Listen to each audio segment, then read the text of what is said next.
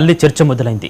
మాజీ MLA CPI senior నాయకుడు చాడ వెంకటరెడ్డి కేంద్ర ప్రభుత్వాన్ని తీవ్రంగా విమర్శిస్తూ కార్మికులు పోరాడి సాధించుకున్న 44 చట్టాలను పునరుద్ధరించాలని డిమాండ్ చేశారు. బోయిన్పల్లి మార్కెట్ యార్డ్ వద్ద ఏఐటియుసి ఆధ్వర్యంలో జరిగిన హమాలీ కార్మికుల ర్యాలీలో చాడ పాల్గొన్నారు.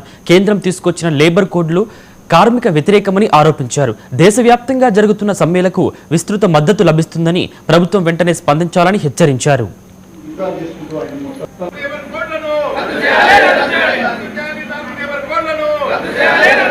పోరాడి సాధించుకున్నారు. 44 చట్టాలు సాధించుకుంటే మోడీ ప్రభుత్వం 4 కోట్ల కింద విభజించి, అంటే 44 చట్టాలు రద్దు చేసి 4 కోట్లు విభజించి ఆ సమ్మె హక్కును హరించే ప్రయత్నం చేస్తా ఉన్నారు. సమ్మె హక్కు హరిస్తే ప్రపంచంలో ఏ రాజు కూడా నిలబడలేదు, ఏ దేశంలో కూడా ప్రభుత్వం నిలబడలేదు, కార్మికులతో పెట్టుకున్నట్టు బాగుపడలేదు. ఇప్పటికే ఈ మోడీ ప్రభుత్వం వచ్చిన కాంచెల్లి 6-7 సార్లు చారిత్రక సమ్మెలు చేస్తున్నారు. మొత్తం బ్యాంకులు బంధు, మరి రవాణా బంధు, మొత్తం ప్రభుత్వ కార్యాలయాలు బంధు, అన్ని మార్కెట్లు బంధు, అన్ని బంధు చేసినా కూడా మరి ఇంకా మోడీ ప్రభుత్వం కళ్ళు తిరగట్లేదు. మనకు తెలుసు, రైతులు మరి సాగునీటి చట్టాలు తీసుకొస్తే ఆ చట్టాల రద్దు కొరకు 750 మంది బలిదానం చేసుకోవాల్సి వచ్చింది. కాబట్టి